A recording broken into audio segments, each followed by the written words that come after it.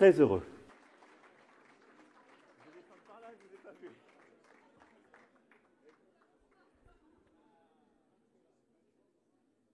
Mesdames, Messieurs les ministres, Mesdames, Messieurs les parlementaires et élus, Mesdames, Messieurs les présidents d'associations, de fondations, Mesdames et Messieurs les responsables des cultes, Mesdames, Messieurs, chers amis, je suis très heureux d'être parmi vous. Très heureux.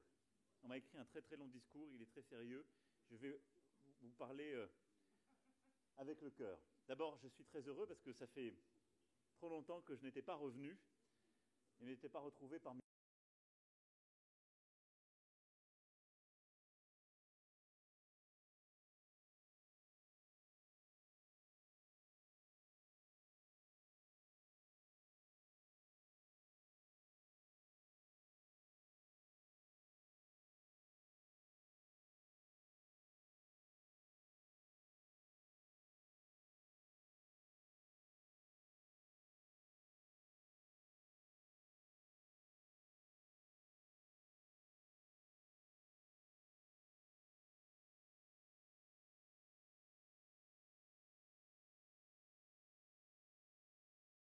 pour des raisons diverses et variées, sont loin de la France, de l'Hexagone, ou des territoires ultramarins pour passer un moment de leur vie, ou peut-être toute leur vie.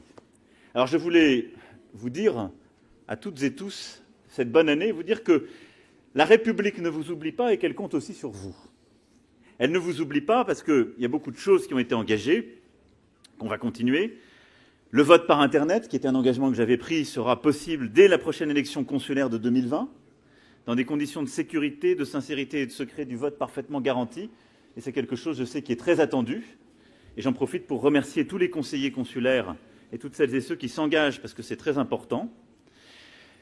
On va continuer aussi à simplifier les procédures, à faire beaucoup de choses qui sont, je le sais, extrêmement attendues, que ce soit les démarches consulaires, les visas, les centres d'appel, toutes les procédures. On va continuer évidemment à accompagner nos ressortissants partout dans le monde pour, là aussi, les protéger lorsqu'ils sont menacés par des catastrophes naturelles ou des risques politiques. C'est le devoir de la République et nous continuerons de le faire. Et puis nous continuerons d'avancer aussi pour que nos enfants aient une bonne éducation, et j'y tiens beaucoup. C'est aussi pour ça qu'on a lancé avec les ministres des Affaires étrangères et de l'Éducation nationale une réforme en profondeur de l'AEFE, parce qu'on veut former de plus en plus d'enfants et aussi faire rayonner le français. Alors je ne vais pas ici être très long, mais il y a tout un projet que j'ai exposé en mars 2018, qui a commencé en cette rentrée, et on va le faire de plus en plus.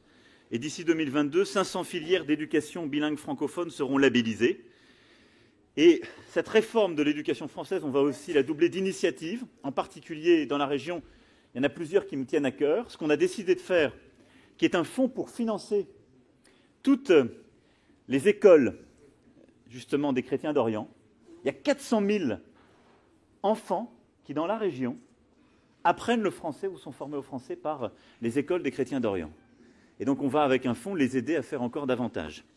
Il y a ce qui est fait par les écoles et lycées, dont toutes celles et ceux qui sont ici présents, je remercie leurs enseignants et celles et ceux qui les dirigent, ainsi que leurs élèves.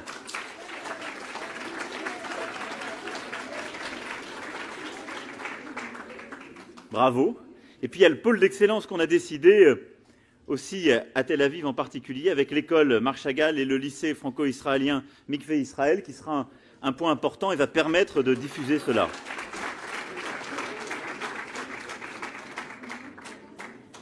Et donc, je ne suis pas exhaustif, mais il y a tout ce travail qui sont portés par vos conseillers consulaires, par vos élus de la République, vos représentants, je salue votre député, par également les groupes d'amitié qui sont ici présents à l'Assemblée au Sénat et qui y travaillent beaucoup. Et nous allons continuer, mais je voulais aussi vous dire que toutes et tous ici, quels que soient les choix de vie, quelles que soient les histoires familiales, si vous êtes là depuis des générations ou que vous veniez d'arriver ou de faire votre Aliyah, vous continuez d'être des ambassadeurs de la France, ici. Et c'est extrêmement important à mes yeux. C'est-à-dire que vous portez nos valeurs, notre histoire, nos ambitions, notre voix. Et c'est aussi pour ça que je compte beaucoup sur vous.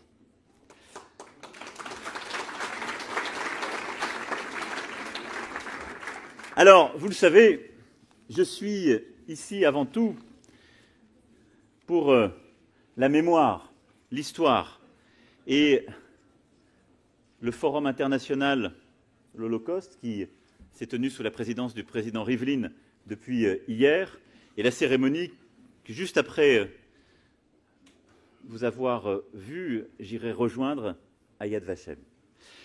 Et en effet, c'est au sceau de ce souvenir, de cette mémoire, que s'inscrit d'abord et avant tout ce premier voyage que j'effectue parmi vous. Nous étions à l'instant à Roglit avec Serge et Beate Klarsfeld, à l'association des fils et des filles de déportés juifs de France, que nous devons ce lieu de mémoire. Je veux dire merci, et à vous deux, merci infiniment.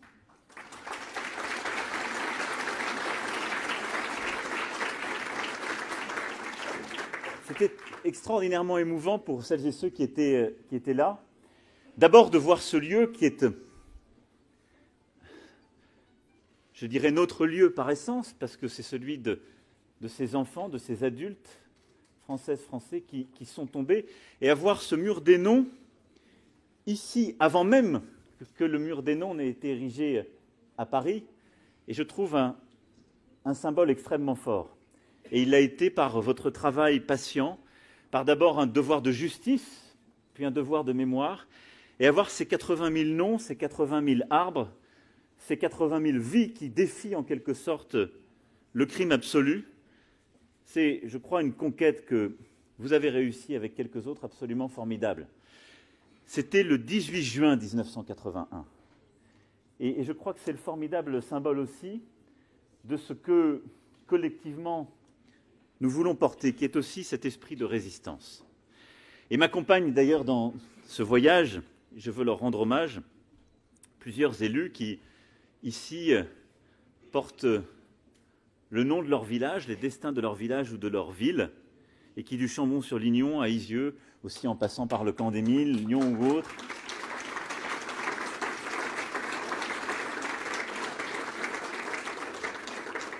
sont ces villes, ces villages qui ont aussi porté l'esprit de résistance français, la parole des justes, ces traces de courage qui sont aussi célébrées à Yad Vashem. Et je crois que voilà, vous avoir tous ici et être tous ensemble, c'est à la fois savoir la part tragique de notre histoire et sa dimension indépassable et le travail de mémoire que nous continuons de faire, que fait la Fondation pour la mémoire de la Shoah, que fait le mémorial, que font toutes nos écoles, et j'y reviendrai. Mais c'est aussi savoir reconnaître la place des justes, du courage dans notre République. Et je sais combien vous y tenez toutes et tous ici. Parmi nous, ce matin, il y avait des orphelins, des enfants cachés, avec les survivants, cher Raphaël Israël, et plusieurs autres qui étaient avec nous, et des jeunes enfants, des élèves de terminale qui nous accompagnaient, Ali, David, Herman, Yasmine, et j'en oublie, avec leur formidable enseignante, on peut dire on était avec le ministre de l'Éducation nationale, était extrêmement inspirante et qui, depuis la seconde, travaille pour comprendre, connaître, et maintenant, ils m'ont dit, transmettre et porter. Il n'y a rien dans leur histoire familiale qui a été traversé par la Shoah.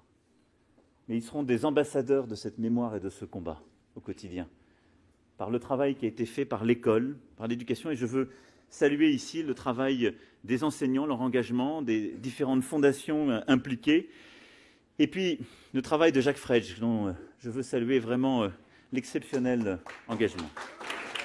Il est où, Jacques ?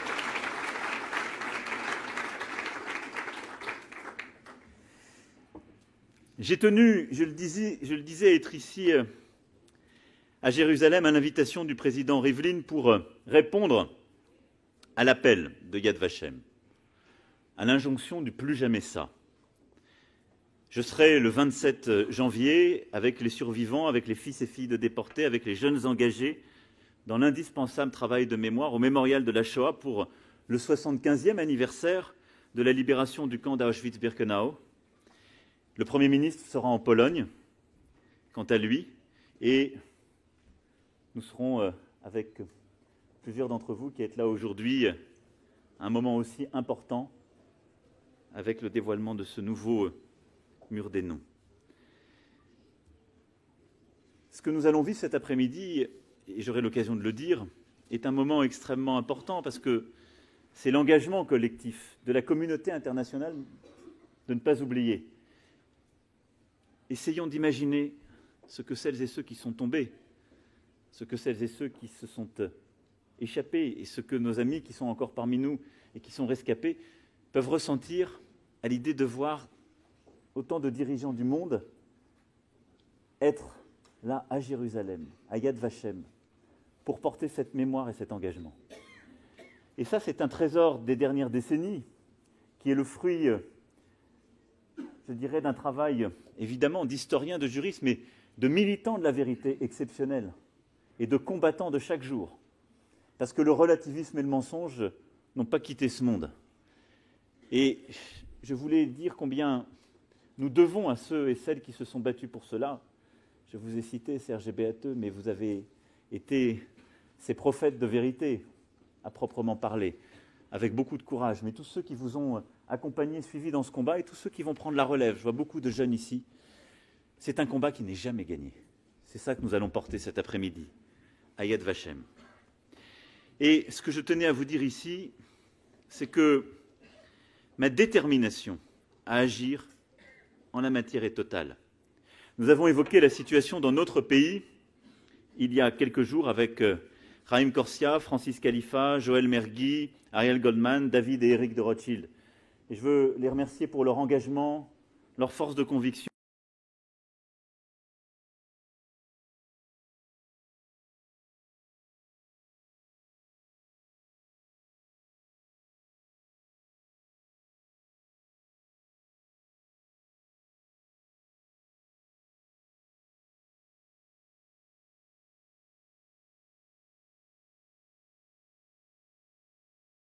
L'antisémitisme revient. Pas ces derniers mois, non. Vous le savez bien, ces dernières années. Il est là, son cortège d'intolérance, de haine. Et je sais combien ici, toutes et tous, vous êtes déterminés à mes côtés, mais je vais vous le dire très clairement, la France n'aura pas ce visage.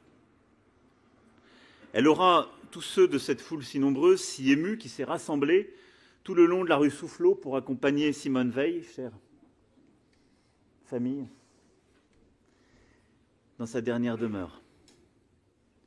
La France, ce sont les visages marqués par la peine profonde de cette disparition et de quelques autres. Ce sont ces mémoriaux, c'est l'enseignement de la Shoah, c'est notre engagement à tous et toutes.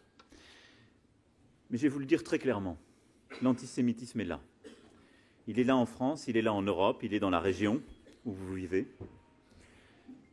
Et l'antisémitisme, j'ai eu là aussi l'occasion de le dire à plusieurs reprises,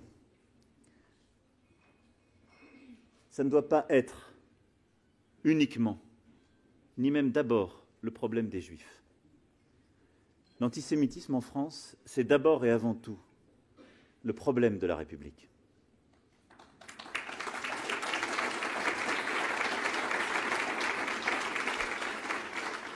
Parce que l'antisémitisme, c'est la quintessence, le visage premier de la haine de l'autre. À chaque fois que les démocraties se sont affaiblies, à chaque fois que des grandes crises ont bousculé la confiance et ont ravivé les divisions, le premier signal, ce fut l'antisémitisme. Et ce qui semblait enfoui, tu, qui peut-être existait malheureusement encore, mais n'osait remonter, remonte à ce moment de plein fouet. Notre pays, toutes les démocraties occidentales traversent une crise très profonde. Elle est économique et sociale, elle est morale, civilisationnelle. C'est un doute sur nous-mêmes, sur notre avenir, sur notre capacité à nous projeter. Face à ce doute, notre responsabilité est de construire un projet commun, un futur possible. Mais il est évident que jouer sur les peurs est plus aisé.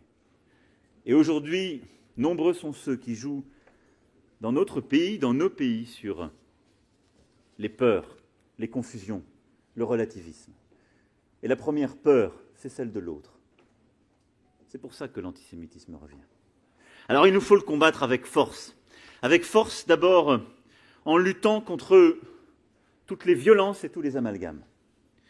Les profanations de cimetières, de mémoriaux, les croix gammées sur les portraits, les insultes antisémites assénées par des foules aveugles, les violences sous toutes leurs formes.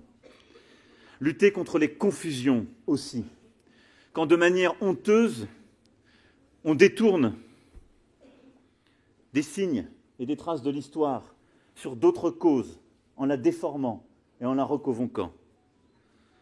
Et je veux ici dénoncer tous les discours et toutes les formes de compromission inacceptables lorsque ce genre de confusion advienne ou lorsque le silence se fait.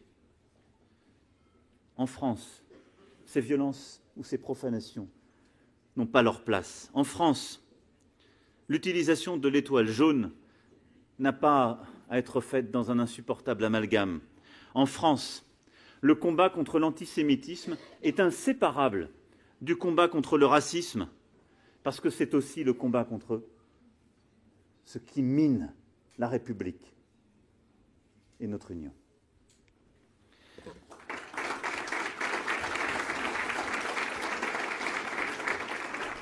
Alors, dans ce moment que nous vivons, je veux le dire très clairement, chère Delphine Orviller, vous l'avez magnifiquement dit, je ferai tout pour conjurer cette solitude des Juifs de France, si bien décrite par vous.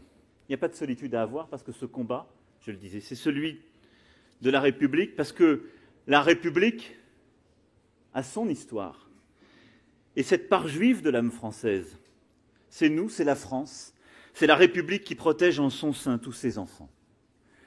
Alors il y a les paroles, mais il doit y avoir les actes, oui. Et les actes doivent suivre. J'ai pris des engagements il y a quelques mois, à l'occasion du dîner annuel du CRIF, et ces engagements sont mis en œuvre. 868 lieux de culte juifs font l'objet d'une surveillance renforcée. Des associations qui appelaient à la haine et à l'action violente ont été non seulement dénoncées, mais dissoutes, mises hors d'état de nuire. Et d'autres suivront, au-delà de celles que j'avais d'ores et déjà citées. Des équipes spécialisées d'enquêteurs et de gendarmes construisent un réseau qui couvre tout le territoire en partenariat avec le Camp des Milles. Une structure dédiée à la lutte contre les crimes de haine sera créée, comme j'en ai pris l'engagement il y a quelques mois là aussi devant les tombes profanées. Pour agir sans délai contre les contenus haineux en ligne, une plateforme a été mise en place. Et dans ce combat contre la lâcheté anonyme, qui est jumeau du combat contre la haine réelle, car elles sont devenues inséparables, la proposition de loi portée par la députée Laetitia Avia nous donnera des armes plus efficaces. Et nous évaluerons, et s'il faut aller plus loin, nous irons plus loin. Je sais là-dessus tous les débats qui existent et toutes les craintes. Et je tiens, comme chacun, à la liberté d'expression. Mais la liberté d'expression, ça n'est pas la propagation de la haine. La liberté d'expression, ça n'est pas la résurgence des discours de haine, des formes contemporaines d'harcèlement, protégés par l'anonymat en ligne.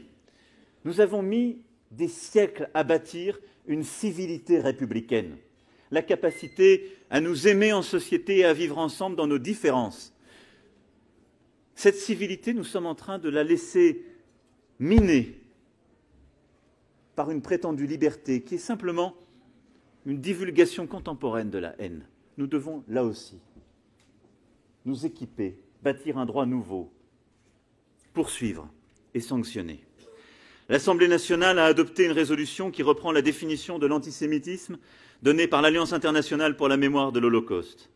Non pas pour remettre en cause la liberté d'expression, là non plus, non pas pour museler la critique de la politique conduite par un pays, je l'ai dit d'ailleurs très clairement hier avec le président Rivlin, mais pour raffermir notre combat contre ceux qui cachent derrière la négation même de l'État d'Israël l'antisémitisme le plus primaire.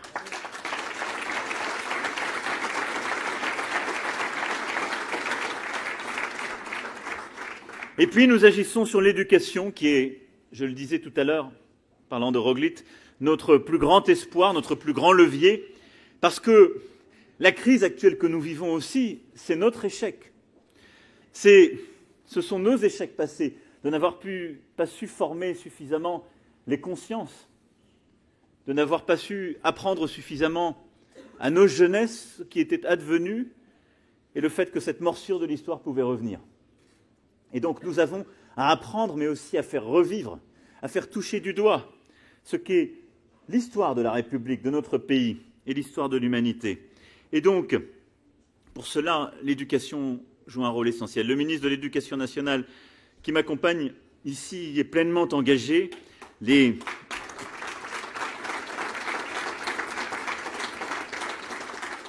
Et ça passe par une mobilisation évidemment de tous les enseignants. Je saluais tout à l'heure l'enseignante qui était avec nous, formidable et exemplaire, mais aussi les chefs d'établissement, les équipes pédagogiques qui seront mieux formées, mieux accompagnées pour réagir de façon efficace et appropriée, d'abord en matière de formation, mais aussi pour mieux réagir face aux actes et à toutes les formes de provocation antisémites. Le soutien de l'État au travail de mémoire et d'éducation a été renforcé. 10 000 élèves de plus pourront visiter cette année le mémorial de la Shoah. Ce sont autant de chances supplémentaires de faire reculer la haine. Et nous le poursuivrons. Et ce qui a été fait en France, les inaugurations que nous avons menées encore ces derniers temps, l'engagement sur les sujets culturels, éducatifs, dans lesquels beaucoup d'entre vous êtes engagés en France, est essentiel à cet égard. Nous continuerons le combat et c'est un combat de chaque jour. Et il n'est pas terminé. Nous traquerons une à une les atteintes antisémites comme toutes les formes de discrimination ou de racisme. Les enquêtes seront menées, les auteurs retrouvés et la justice sera rendue. Ilan, Sarah, Jonathan, Gabriel, Arié, Myriam, François Michel, Yoav, Philippe, Johan, nous pensons à vous, ici aujourd'hui. Nous nous battrons pour vous. Et je ne cite que quelques-uns des prénoms, ceux parmi lesquels vous étiez il y a un instant, à quelques-uns, à Givat Shaol. Et je veux remercier le ministre de l'Intérieur qui m'accompagne parce qu'il tenait à être parmi vous pour la cérémonie qui s'est tenue tout à l'heure en leur hommage.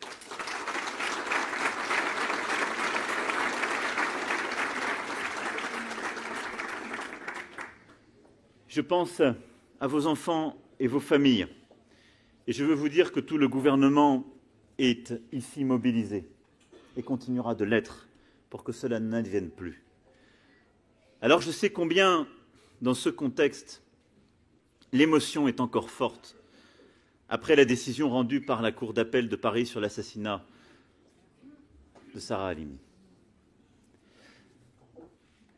De là où je vous parle, je ne peux vous parler avec le cœur, parce que je suis le garant de l'indépendance de la justice, des principes cardinaux de notre code pénal, et je dois respecter ces principes de la République. Le président de la République n'a pas à commenter une décision de justice, ni à prétendre la remettre en cause. Je vais vous dire simplement des choses très simples. La première, c'est qu'un pourvoi en cassation a été formé et constitue une voie possible, par le droit. Mais j'ai reçu tant de lettres, entendu tant d'émoi, vu tant de rage, de colère, à l'idée qu'au fond, la justice ne soit jamais faite et ne puisse passer.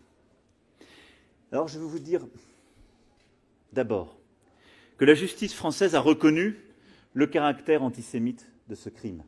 Il est reconnu. Et ce caractère antisémite, personne ne peut le remettre en cause. Ensuite, la justice doit avoir un lieu. Et je sais la demande de procès qui doit se tenir. Alors il y a des rapports d'experts. Et c'est la voie que la cassation suit.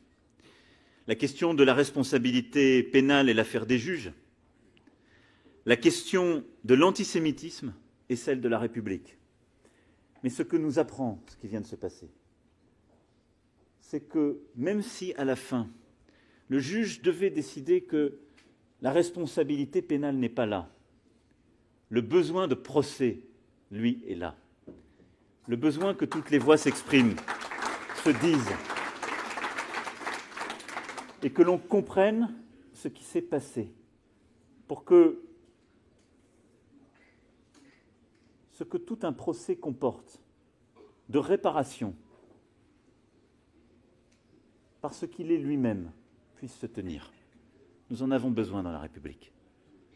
Voilà les quelques mots que je voulais vous dire sur ce sujet qui, je le sais, vous tient à cœur et a suscité tant d'émoi, de colère, d'attente. Les prochains mois seront importants à cet égard. Mais pour autant, ne pensez pas une seule seconde que l'obscurité gagnera, que la violence gagnera. Je peux vous le dire et je m'en porte garant. Ce combat ensemble, nous le mènerons. Et je ne laisserai jamais la banalisation de l'emporter, l'habitude prendre place, la violence prendre le dessus. Voilà ce que je voulais vous dire sur ce sujet en étant parmi vous. Alors, évidemment, c'est sur tous ces sujets si essentiels et existentiels, ce pourquoi je suis aujourd'hui à vos côtés. Je pourrais vous dire beaucoup d'autres choses. Malheureusement, le temps presse et Yad Vashem m'attend avec un horaire, mais je voulais vous dire quand même quelques convictions de ce que vous faites ici et de ce que nous portons dans la région. Aussi vrai que la France, la République, porte ce combat contre l'oubli, la bêtise, la violence, l'antisémitisme. Nous portons aussi par notre politique internationale le rôle que nous avons dans la région, ce qu'une puissance d'équilibre, de médiation doit faire. Tout le travail qui est le nôtre, et j'aurai l'occasion d'y revenir dans les prochains mois, c'est celui qui consiste à assurer la sécurité, la protection de ceux qui sont nos amis, et vous savez ô combien je suis attaché à cet égard à la sécurité d'Israël, mais dans le même temps, à n'avoir jamais une politique d'alignement peut-être sur la voie la plus extrême, mais de vigilance sur les équilibres qui doivent se tenir. Nous luttons avec vigueur contre la nucléarisation du régime iranien, mais je suis attaché, en la matière aussi, au droit international et à la lutte contre toute forme d'escalade. Je suis ici parmi vous attaché à la sécurité d'Israël, mais de la même manière attaché au respect du droit international, du respect de l'autre et des équilibres qui, dans la région, seront d'ailleurs les seuls garants d'une paix durable. Et donc, c'est la voie que la France porte dans le processus de paix dont presque plus personne n'ose parler en considérant qu'il ne se terminera pas. Il aura une fin. Elle doit être heureuse. Cette fin ne peut pas être la victoire de l'un sur l'autre. C'est impossible. Cette fin ne se fera que dans le respect de l'un avec l'autre et la capacité à vivre ensemble. Et je veux ici saluer aussi ce que la France porte dans la région, à travers la protection qu'elle a à l'égard de beaucoup de communautés, en particulier religieuses. Nous étions ensemble hier. Et dans un face-à-face qui a pu parfois se jouer ici, entre deux grands monothéismes, les chrétiens jouent un rôle très important, du tiers médiateur, si je puis dire, et d'une capacité peut-être à aider à faire vivre, je crois en tout cas, à cette présence. Et c'est aussi pour ça qu'hier, j'ai souhaité visiter le Saint-Sépulcre, l'esplanade des mosquées, le mur des lamentations. Pas parce que la République n'aurait à voir au fond aucune religion, au contraire. La laïcité dans la République, c'est la capacité à vivre ensemble, quelle que soit sa religion, et que l'on croit ou que l'on ne croit pas. Et donc reconnaître la place que chaque religion a, et la place que ces trois grandes religions ont dans la région, et ont en particulier à Jérusalem. La voix de la France, c'est celle qui permet de concilier ce palimpseste que nous a laissé l'histoire, et parfois les conflits qu'il crée, et d'essayer de trouver cette voie d'équilibre, ce chemin sinueux.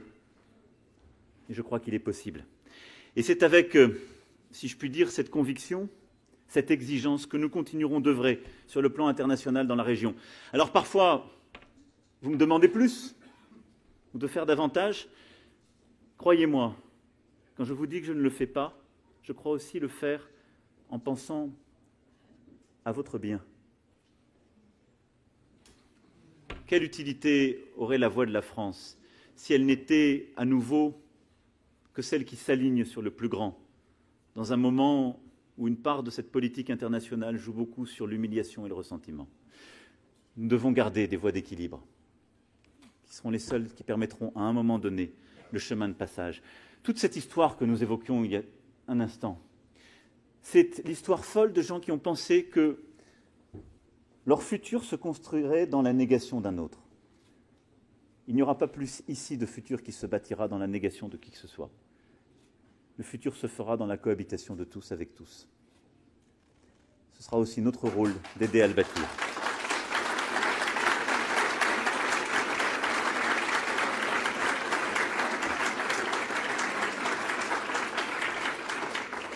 Et dans ce contexte, votre rôle est extrêmement important. Je reviendrai prochainement dans le cadre d'un voyage bilatéral sur beaucoup de sujets. Mais par votre présence, vous portez la part vibrante de ce lien d'amitié entre Israël et la France. La saison croisée France-Israël en 2018 s'est ouverte avec la magnifique exposition Lifetime de Christian Boltanski. Beaucoup d'événements ont pu ainsi voir le jour. Et cette année encore, la semaine de la gastronomie française en février, le festival du film français en mars, la nuit de la philosophie en juin, et bien d'autres événements continueront de scander ce lien, cette amitié, cette meilleure compréhension. Mais il y a surtout tout ce qu'au quotidien vous portez.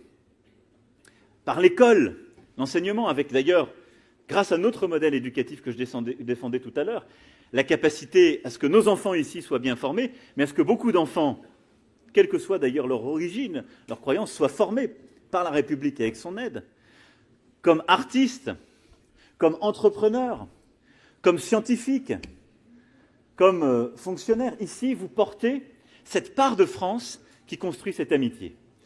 Alors, j'avais, il y a quelques années, beaucoup accompagné celles et ceux qui, dans le numérique ou l'entrepreneuriat, sont une part vibrante de cette relation bilatérale. Et vous savez ô combien j'y suis attaché, et qu'il s'agisse des liens avec l'Institut Polytechnique du Ternion ou des liens entre les communautés justement numériques de la France et Israël, nous avons encore beaucoup à faire. Mais je voulais vous dire combien ce que vous faites au quotidien, ce que vous représentez, est important pour la relation bilatérale, mais important pour la réussite ici de ce pays et pour notre réussite. Car à chaque fois, ce sont des opportunités nouvelles qui sont déployées, car à chaque fois, ce sont des projets nouveaux qui sont construits, une capacité à mieux connaître, mais aussi à multiplier les échanges commerciaux, les investissements croisés, les échanges culturels, humains, académiques. La France continuera d'être un grand pays d'entrepreneuriat, d'économie, et nous sommes en train d'y travailler pour que les choses aillent de mieux en mieux, et nous continuerons, croyez-moi, de recherche aussi, de savoir. Et donc tout ce que vous portez et représentez, nous continuerons de le défendre, de le faire vivre, de le rendre plus fort. Et donc, je l'ai dit, j'aurai l'occasion de revenir pour une visite bilatérale, mais j'attends de vous que tout ce qui est aujourd'hui développé soit encore plus fort à cette occasion. Parce qu'on ne saurait se satisfaire de l'existant. Donc, sur tous les sujets que j'ai commencé à évoquer, nous devons, dans les prochains mois, réussir à faire encore davantage. Regardez les chiffres. On doit avoir beaucoup plus encore d'échanges académiques, de partenariats croisés. On doit faire beaucoup plus sur le plan économique et commercial entre nos deux pays. Les résultats ne sont pas au niveau de ce qu'on devrait attendre compte tenu de notre histoire et de notre force. Et donc je compte sur vous pour y œuvrer, déployer encore plus de projets. Je sais qu'il y a beaucoup d'engagés juste devant moi en la matière, mais nous devons avancer avec force. Et puis au-delà de ça, vous portez ici une part symbolique aussi d'espoir. C'est ça la France. Parfois les temps sont durs, l'inquiétude est là, et je vous sais au milieu d'une région qui est bousculée par toutes les craintes et ce qui se passe dans le voisinage. Mais notre voie est de continuer à garder cette forme d'universel et ce goût de l'optimisme, parce qu'on ne sait jamais ce qu'on sème à un moment et qui prospérera. Et je veux vous dire que vous pouvez clairement assumer ces identités multiples que vous portez ici. C'est aussi ça la République française, et c'est, je crois, la force de ce que vous toutes et tous portez ici avec vigueur, avec entrain, en Israël. N'oubliez jamais que ici, comme je le disais en commençant mon propos, maintenant que je dois l'achever, vous portez un peu de la France. Ça veut dire que vous portez un peu de son exigence, de ses valeurs et de ses principes dont la région a tant besoin. mais que vous portez aussi de son formidable goût de l'avenir, une capacité à semer, à faire vivre. Je ne sais ce que donnera le monde demain. Je sais que chacune et chacun d'entre vous peut peut-être semer quelque chose qui le rendra un peu meilleur. Et je finirai sur cette anecdote qui m'a beaucoup touché tout à l'heure. J'étais avec Shaul, qui était dans les survivants. Il doit être là avec nous, d'ailleurs. Et qui est né en Pologne, qui était à Auschwitz, et qui était à Roglic tout à l'heure, qui a allumé la flamme à côté de nous avec Serge. Et il m'a dit, quand la guerre s'est terminée, c'est la France qui m'a accueilli, avant que je vienne en Israël. Et la France m'a formidablement accueilli. Il m'a dit, je parlais presque pas français, mais j'avais quelques mots. Parce que j'avais appris, chez moi en Pologne, des traductions françaises de Rabbi de Troyes. Rachi, pardon, Rabbi. Rachi de Troyes. Qui était un rabbin, c'est pour ça que j'ai dit Rabbi. Mais se dire que un rabbin médiéval de la ville de Troyes a pu, à un moment donné, semer quelque chose qui a permis à un enfant juif polonais de saisir une main tendue alors qu'il n'avait plus rien et de le dire 70 ans après un président de la République française à Roglic.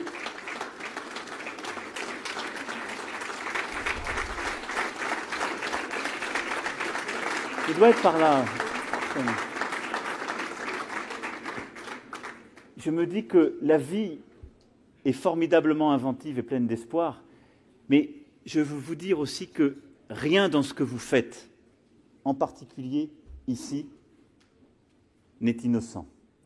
Et peut-être que vous serez chacune et chacun le Rachi de Troyes du Shaul qui n'est pas né. Pensez-y à chaque fois, parce que vous vivez dans des lieux d'histoire et sans doute à un moment où on fait l'histoire. C'est ça aussi un peu de votre place ici. Alors merci à toutes et tous. Je suis fier de vous et je compte sur vous. Vive la République! Vive la France! Vive l'amitié entre Israël et la France!